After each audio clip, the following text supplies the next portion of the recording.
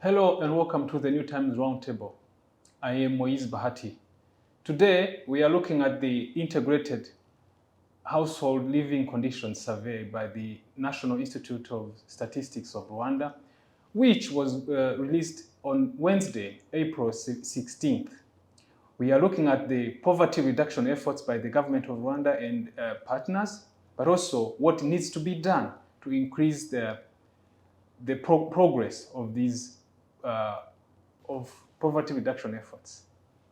Today, we are privileged to host the Director General of the National Institute of Statistics of Rwanda, Ivan Murenzi, for a discussion to make sense of these numbers and also to look at the impact of government interventions and what needs to be done to make sure that poverty is eradicated. Thank you, sir. Thank you for having me. So the EICV survey that was released, it is the 7th survey that you have produced at the National Institute. It shows that poverty has reduced by 12% over the last 7 years. And there's a lot of information there. There's a lot of insights into the electrification, access to education and other areas, and access to phones and smartphones. Yeah. What does this EICV 7 tell us in terms of government interventions to reduce poverty? Yeah, thank you. So the EACV 7 is part of the series that we have had over the years, in the last 23 years. The first EACV was done in 2001. And then we used to do the survey every 5 years until 2014, when we started doing the survey every 3 years. So the last one, which measured poverty, was EICV 5, which was done in 2017. And you might ask what happened in between. We had COVID in 2020. We had just started the survey, EICV 6, but we were not able to complete the survey. And because of two main reasons, this EICV, Integrated Household Living Conditions Survey, is a very unique survey compared to other surveys, that it has to cover the whole year. We have to do data collection the whole year. Why? Because we want to see how people's conditions of living are at various seasons of the year. Given that we have still a significant portion of households who depend, let's say, on subsistence, agriculture, you can imagine how they live when they have produced, that's in harvest, might be different from how they live when the crops are still in the fields. So we want to see a holistic picture of how people live. So we do data collection for a long period. Two, we have to visit households a number of times. We visit a household. Those we select, we visit them for 5 times. One day, another day, the third day, at different moments in time. Because we again want to have a full picture of what they eat, what they spend money on, or what they use given to them. We want to have a full picture. And so during the COVID 2020, we didn't have the time because of the restrictions of movements. So now comes EICV 7. And so the results we are having, the change in poverty of 12.4%, moving from 39.8 in 2017 to 27.4 in 2024, is a change of 7 years. And it's across all socioeconomic indicators. And what's also important to mention is that the one we last did in EICV 5, at the time when we were comparing 2017 to 2014, there was no change. There was no significant change.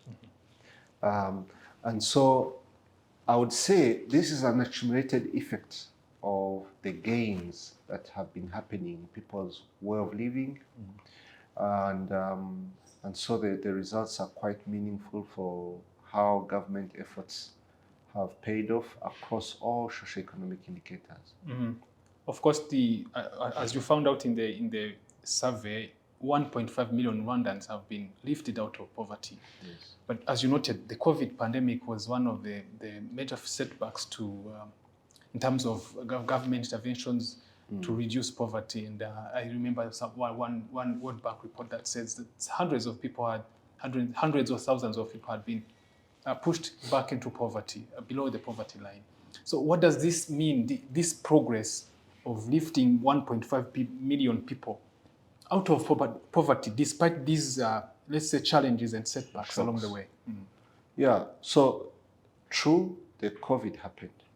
Now, in terms of projections by the World Bank makes projections of what a shock could imply in people's well-being. But a projection is a projection. A projection is a projection until things are measured. But what's important is to say, true that COVID had an effect. We saw it in the GDP. We had a negative growth around that period. Coming from always positive growth, for the first time we had a negative growth. So, and we saw it also on employment, on things like employment, where unemployment rate went high from a period of pre-COVID where we would have an average of 16, 17 unemployment rate. It went up to 21 in the year 2020. And COVID had effects for sure.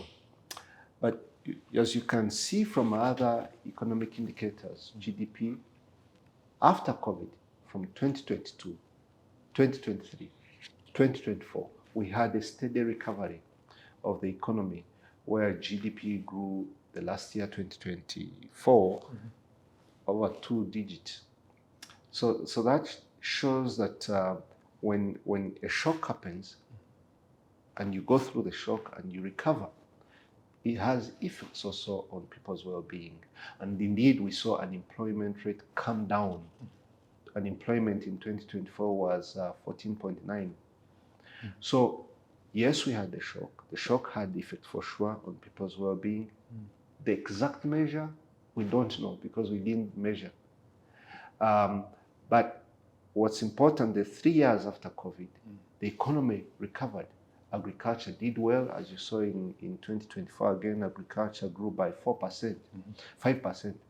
So when agriculture does well, it is also reflected in prices. We saw that we came from high inflation in 2022. Actually, at the time, an inflation rate went so high, again, the highest. But then we recovered. In 2024, the average inflation was 3.9.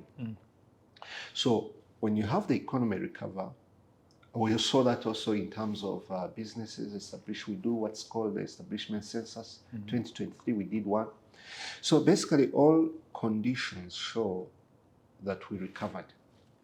And no wonder we see then that people's living, which is measured by poverty. Poverty, the way we measure poverty, we look at consumption. We look at what people are consuming, whether they earned it, whether they've produced it on their own, whether it's been given to them. We see that conditions in people's households had recovered as well. Looking at the numbers, you said the EICV survey has been conducted throughout the years since 2001. And you can say that over the 23 years behind us, Rwandans, or at least Rwanda has been able to lift more than 31%, to reduce poverty by 31 percentage points, or more than that. Yeah. What does that say in terms of these different government interventions, government vision, let's say Vision 2020, Vision 2050, and other strategic plans that we have had along the way? Yeah, it shows that, as you mentioned, actually, if I can quickly refer to the figure, the rate of poverty we had in 2001 was 58.9%, about 60% people are poor. So seeing that we've come down this far, reduced poverty by slightly more than half is really significant progress. And poverty is about people's well-being. You are talking of capabilities of people. And someone coming from you know, minimal levels of being, affording to have food, to another capability. It takes time, as we can see, it takes time to make this progress. We are coming from quite a very low level.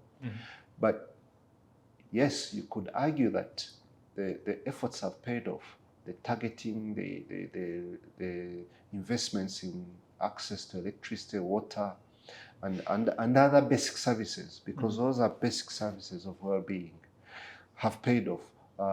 Opportunities for jobs, we still have a way to go, because 27.4% is still a significant portion of the population. We still have a way to go in terms of really bringing poverty to much lower levels. But it is really significant progress, and it gives the momentum for more targeting. And I know we will be, after the launch, we'll be engaging with various sectors to go into details of these numbers, because it's one thing to know that these people are poor, 27.4%. The next is to say, how do you reach them? And what do you reach them with? Two things. One, for sustainable improvement of people's well-being, agriculture. Agriculture productivity is key. You need to have sustainable production of food, which is sufficient in the country. And how you know it's sufficient is if you have a growth of agriculture, which is at least 5%. Growth in agriculture of 5% each year, because population is growing at 2.3%. So you need 5%, because what you produce, some of it goes to people, the majority, the other goes to animals, the other goes to industries, some is exported, some is lost. So you always need to produce at least double of your population growth. So that's one key fundamental thing. Productivity, then people have enough to consume, it keeps prices stable. The other one is employment. The more people can work, their capability to earn and so spend and so live well. So those are two fundamental things in terms of effort going forward, plus other things, obviously. I want to, before I talk about the districts, how different districts performed and different regions performed, we want to talk about extreme poverty. Apparently, one of the significant findings from this survey is that extreme poverty has more than halved from around 11% to 11.8% to 5.4%. The government has a lot of interventions to reduce the level or the rate of extreme poverty, or at least even to, you might say, to remove the whole population in extreme poverty to at least to a higher level of living. And as you noted, most of these people are actually involved in subsistence farming. So what do government interventions, or at least targets, mean in terms of this performance, but also in terms of what we need to do to make sure that these people, these hundreds of thousands of people who are still living in poverty, in extreme poverty, are lifted up to a higher level? Yeah, the decrease is meaningful from 11.8 to 5.4. I think the vision or the mission for government is to eradicate extreme poverty, because extreme poverty means that that person lacks the basic food, the basic food to be able to work. So they are not healthy. That's what it means. That they are living in a way which is not healthy. So they're vulnerable to diseases, or they may not even be productive, you know. So the idea is that the ideal is to really have no one in extreme poverty. Yes, this is significant progress. That means that some of the interventions, government social protection programs, are making some progress, are making some gains. The more the targeting, the better targeting, identification of those who are in extreme poverty, and you reach them with the appropriate programs, it's feasible. It's feasible that you can even reduce even further in terms of help those households. We're talking of about the 5.5 is quite a significant portion. It's over 500,000 people, and so it's still a significant portion of people, and it's all about how targeting is done well, because these people are scattered. They are in terms of being scattered around the country. You have to make all the efforts work with the relevant authorities to be able to identify them. But it's an important objective. Let's talk about the different regions, the different districts. I'm looking at the figures, and districts in western and southern provinces tend to be performing or laying behind other districts in terms of poverty eradication. I'm looking at districts like Nyamagabe, Gisagara, Rusizi, and Nyanza, and Nyaruguru, Rutsiro. These districts, what's causing this? Can I call it this lagging behind other districts? What's happening in these different regions in western and southern provinces? Yeah, I think this is something we need to unpack. I can't at the moment really give concrete reasons. We are going to probably go into the numbers, but more importantly, engage with the relevant authorities like Minalok and others and district authorities. We are going to have discussions with governors of provinces and mayors. But I can say from numbers that the same regions, when it comes to productivity of agriculture, opportunities for employment, you see still the same low levels. So for us, from a numbers perspective, things are correlated. And when we look back in the last EACV 5, almost the same districts had high levels of poverty. So there's an inherent challenge along those in those regions of the country, which have to be looked into in terms of what are the capacities of these districts, maybe when it comes to land, vis-a-vis the population, or the nature of the land in terms of its productivity, opportunities for work. Because as we say, poverty is about how people live, which is what they consume and the other capabilities of non-food that they can afford. So it has to do with opportunities, it has to do with agriculture, it has to do with population. But it's very possible that once we engage in detail, we'll be able to see the inherent challenges. I also want to think that despite them being behind other districts, does that mean that actually there's no progress that has been made, or maybe there's progress, but there's progress? Yes, you're right. There's progress when we compare, even for Nyamagabe. In EACV 5, I think it had poverty rates of about 62 or something. So there's progress. Overall, across the country, across the districts, there's a reduction. So that's a fact. There's a reduction. It's just that compared to the national average of now 27.4 poverty, they are still high, like Nyamagabe 51% of the population still in poverty. So it's about a half. So there is progress, but in relation to the national average, they are quite higher still, which was also still the case even in the previous EACV. Now, there's another, I think this is more for you to explain, for you as economists and policy analysts. Gini coefficient, the level of inequality in the country.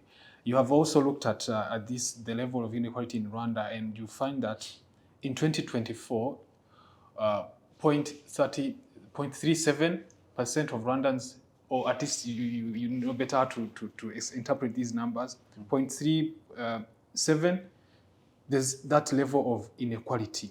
Yeah. And there's different data to do with urban areas and rural areas. In rural areas, the level of economy was at 0.44, and in rural areas 0.26. I know the Gini coefficient is measured between it's a level between 0 and 1, and the closer the numbers come to 1, the higher level of economy, and the lower, the further they go, the closer they go to 0, the lower level of inequality.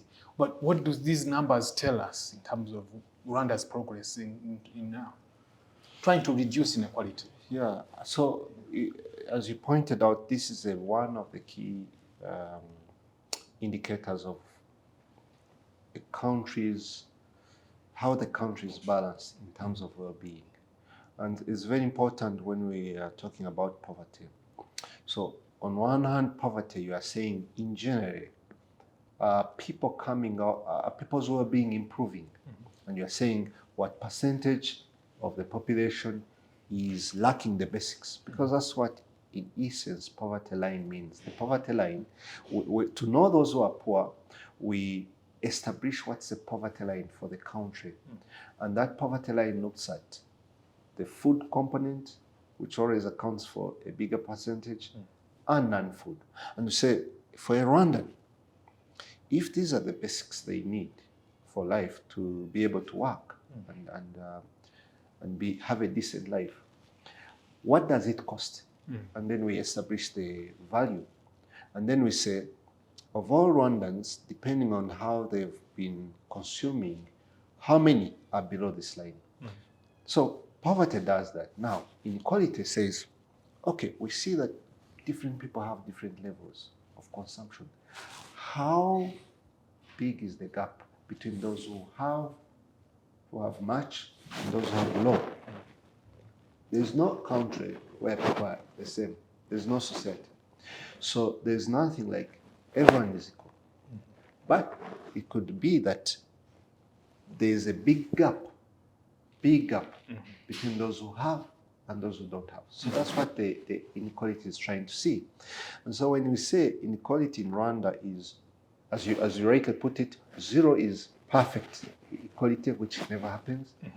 1 is perfect inequality. Like you have one portion of the population up here, there's nothing in between the other portion way. So that also never happens. There's always a range in between. If you have inequality of 0 up to 0.3, from 0 to 0.3, that is considered a very equal society. If you have inequality between 0.3 to 0.4, that's moderate. That's moderate. An inequality of 0.4 and above is considered high inequality. So what we find is that we have inequality of 0.37, which is moderate inequality, to the upper side of moderate inequality. And when we look at it across the country by provinces, we see that for most provinces, north, west, south, east, the inequality is about 0.3. In fact, for north, it is 0.27. So that's people are generally balanced. But for Kigali, we have inequality of 0.44. That means there's more inequality in Kigali. But it makes sense in terms of there's more concentration of people who are well off in the country, by Rwandan standards again. When we say well off, that's also relative. Because well off in Rwanda is different from well off, let's say, in USA or Britain, okay? But in Rwandan context, it's not a surprise because you have more concentration of people who are well off in Kigali compared to other regions of the country. Does that mean that they're earning more than the rest of the country? Sorry? They are earning more money, let's say, making a lot more money than the rest of the country, or even living better conditions compared to the rest of the country? Yes, because even with the poverty numbers, you see that there's much lower poverty in Kigali. Yeah, in the districts of Kigali. Compared to the rest of the country. Compared to the rest of the country, because as we showed, like the poverty in Nyarugenge is 6.8, the poverty in Kichichiro 6.9, Gasao 11. That is So way there's below yes, the way national below the average. national average. Yes. Okay, let's talk about now phone ownership. Sometimes people do not always think about their phones as an economic indicator, or at least as an indicator of the way they live, their standard of living. Now you have found that 85% of Rwandan households, they have access to a phone. What does that tell us in terms of the living conditions of Rwandans? Ownership of a phone is increasingly becoming one of those relevant tools of life. Through a phone, a family is able to communicate, a family is able to receive money or send money. So a phone is becoming a necessity, at least at the household level. And so it's very important to track how households have progressed when it comes to ownership of a phone. And what we find is that there's been an increase from 67 to 85%. Now, this is saying, is there at least one phone? In most households in urban areas, there's even more than one phone. Definitely. You know, you maybe 5 phones or 3 phones. But what we care here is to say, of all over 3 million households, is there at least a phone? Because if there's a phone in a household, then that household is in contact with other communities.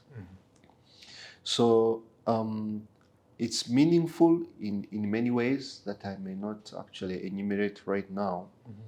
And this is one of progresses. But you could also say that if a household is able to have a phone, that means that they have had some progress of some sort in their life. They can at least they can afford afford it. Yeah. Yes. So that means that they can afford, or they have been able to afford other basic needs like clothing, like other basic needs in the household. By the time they also are able to have a phone, buy some airtime, and communicate. So it's an indicator. It's an indication of progress. Apparently, there's different data with different quintiles. The lower 20% has sort of progressed better than most of the other quintiles. So the lower level of income groups has increased phone ownership or access to a phone from 44% to 74%, while other quintiles, other quintiles progressed pretty much better, but not better than this. So does that mean more Rwandans who are even in the lower category of living conditions are now even getting better access to these let's say phones and other forms of living conditions? Yeah, it's for some of these measures, we try to say if it's a gain, overall gain, but how has this gain reached the poor?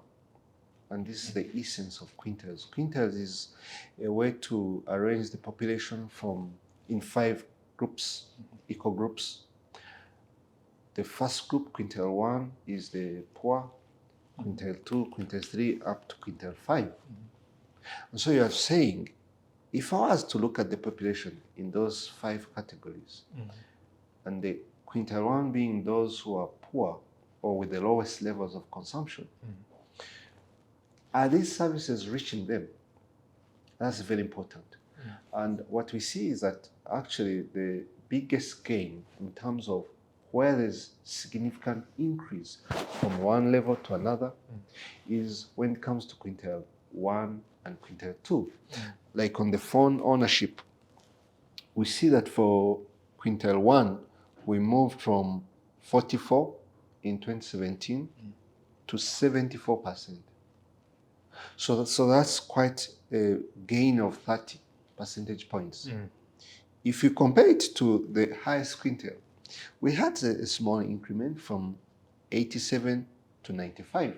Somewhere around So that's 8% to say, percentage points, yeah. it's still some increment, but that's to say those who are well off or with a higher level of consumption in the context of the country already had some good access. But still there's some increment, okay? What matters is now those in the lower quintiles who have had even much gain. So that's more meaningful. But that's the same for all other indicators, electricity and the others. Now let's talk about electricity. One of the major projects Rwanda has been implementing is making sure that all households have access to electricity. There are different targets, let's say in NST1 and NST2 targets, government targets to reach 100% electricity access. Now, you found that 72% of Rwandans in 2024, they had access to, Rwandan households, they had access to electricity. That's an increase from 34%. Yeah. So what does this tell us? This is close to 38% percentage point increase. I mean, it says that targeting has been working. It says that the efforts to roll out access to electricity across the country in rural communities, if you see the biggest gain is in rural areas where we have moved from 25% in 2017 to 65%. So that's a gain of 40 percentage points in 7 years. And again, when you look at it in terms of the quintiles, you see that the significant gains are for quintile 1 and quintile 2, where for quintile 1, we have moved from 9% level of access, meaning amongst those poor in 2017, 9% had access to electricity. 7 years down the road in 2024, 53%, slightly more than a half. So electricity access is again one of those basic services for any population. It unlocks more opportunities. The other day I was talking to my driver. He comes actually from Nyamagabe. And he shared with me an interesting story. He said, today I heard you on the news talking about numbers and increment in poverty. He says, surely I can feel this because 7 years ago I didn't have water at my home. Now I have water at my home. Back in Nyamagabe. Nyamagabe. I said I have water in my home, but I've also seen that with electricity access, how people used to spend hours, what's it called? Pounding, is it like pounding when you are doing cassava leaves? Yeah. Pounding them. And now, when we have our harvest, whether cassava leaves or maize, there are those small machines around where you just send someone, could be a child, and say, take this there, and you pay some little money, like 200, and they pound for you quickly. You have your cassava pound or you have your maize pound, and you have posho to cook. That's the impact of electricity access. And then he said for the households who don't have water, they can buy the water at 10 Rwandan franc a jerrycan, or 5 Rwandan franc from those who have. So there's really meaningful things that come in terms of well-being with access to these basic services. So it's really quite a good one. Yeah, apparently the water access has increased to 90% of households that have access to water, to clean drinking water. You cannot talk about the electricity and water without talking about cooking. So now Rwandans with clean cooking, 5% households have clean cooking fuel. Yeah. But that's an increment from 1% in 2017. Sure. So how do you measure clean cooking, and how do you interpret this progress? Yeah, so how we measure, we ask the household, what's your main source of cooking energy? And household will say different things. Here, clean, we mean those households who mainly use gas and electricity. The other alternatives are charcoal and firewood in Rwanda. Those are the main other alternatives. There are other small things, but those are the main other alternatives. And it's considered clean as by SDG indicators because it's about environmental protection. Charcoal, firewood, you're talking of trees. So we have had a progress in the last 7 years from 1% overall in the country to 5%. The biggest gain is the urban area, where we've had from 5 to 17. But in the rural areas, really not much. So this is one of those areas where we still have a way to go in making these other clean sources available, but also affordable. So you could say electricity mainly is used for lighting, is not used for cooking. So it's a combination of things that need to be looked at in terms of how you go to another significant stage of use of clean cooking fuels. And I'm sure this is one of the areas the colleagues in either Ministry of Planning as well as Infrastructure and Commerce will look into. Yeah. There's now education. Apparently, attendance into primary school has increased to 93%, and but there's a problem with education, where retention of people who enroll in primary school do not necessarily, most of them do not end up in secondary school. So if you have been able to look at some of the indicators, some of the issues, what is causing this level where only 34% of people who started primary school end up reaching secondary school? I mean, that's best addressed to the Minister of Education. I think for us as Statistics Office, we show the numbers as they are. And as the numbers show to that indicator you've picked on, the attendance is high. Attendance includes, some of those who are beyond a bit above the age of primary level. So there are three things. One is gross attendance rates. The gross attendance rates for primary are much higher. We have primary, we have 140%, meaning we have those who are of the age of primary and some who are above that age attending. So when we divide by the population of the age of primary, then you have the numerator bigger than the denominator.